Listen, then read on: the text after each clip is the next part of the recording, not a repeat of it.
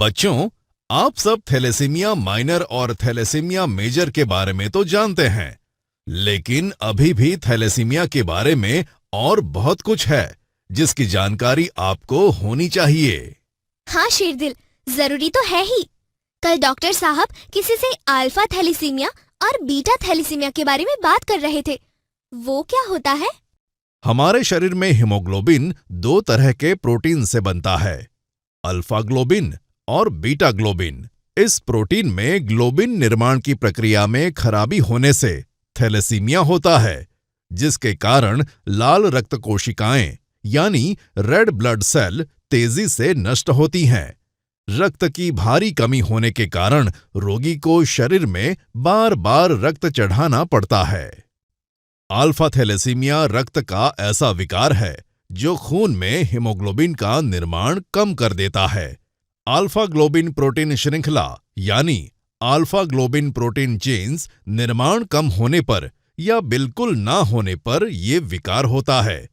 Alpha thalassaemia भी दो प्रकार के होते हैं, जिसमें सबसे खतरनाक है haemoglobin BART hydrops fetalis syndrome, जिसे अल्फा थैलेसीमिया मेजर कहा जाता है।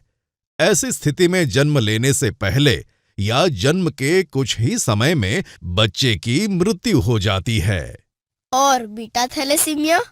व्यक्ति को माता और पिता से एक यानी दो जीन विरासत में मिलते हैं।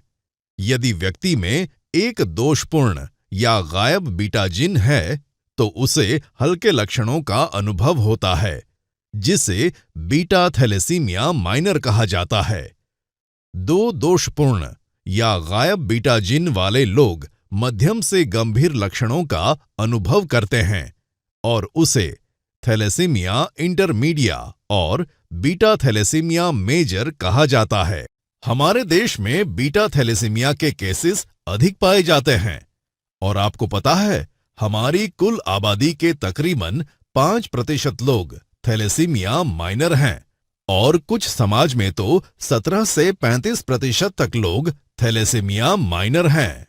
ओह, इतने सारे लोगों को थैलेसीमिया होता है। अब तो मुझे भी लगता है कि मैं भी बड़ा होकर रोहन की तरह ब्लड डोनेट करूंगा।